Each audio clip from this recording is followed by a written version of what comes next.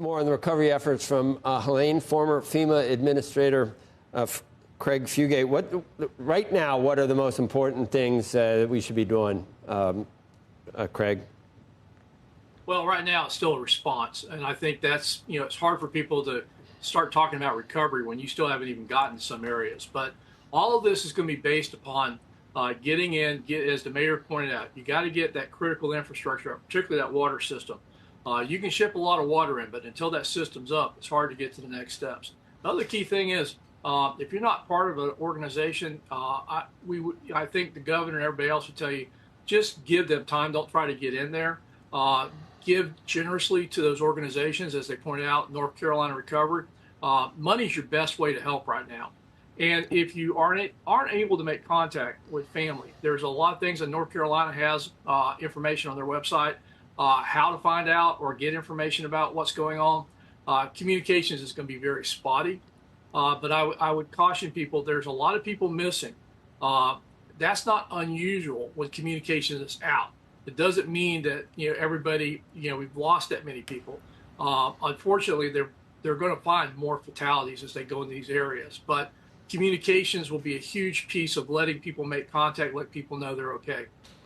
We've been hearing about the sort of the intersection of private insurance and then federal flood insurance. Do we have a solution in sight? And I think the property and casualty insurance market had been stabilizing until this event. Now all bets are off again.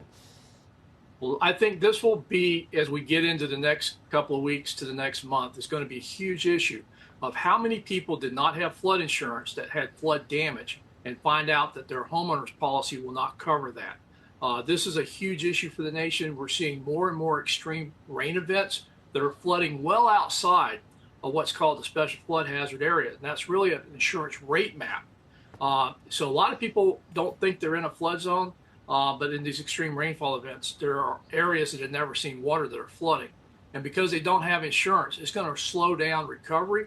It's also going to mean that the federal government is going to have to spend more money to help these communities recover. FEMA's programs will not make these folks whole. That's really, that emergency response.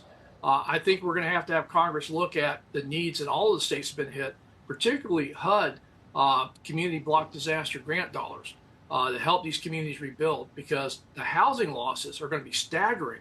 And without insurance to rebuild, it's going to be very difficult for folks to get back to where they were without significant federal assistance. The whole idea of insurance is to spread the risk around. We even see insurance companies, then they go and reinsure the insurance that they write. There's a way to do this in terms of indemnity. Who needs to get involved if the private companies don't? It seems like it's something that Congress would have to do.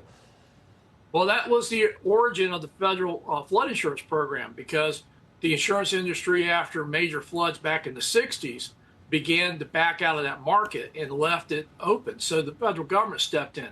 I think there are other ways to do this, perhaps looking at federal reinsurance when the reinsurance markets cannot be affordable. The other problem is, as I'm in Florida, our insurance rates are sky high, even if you can get insurance, is the market's reacting to the increasing number of disasters.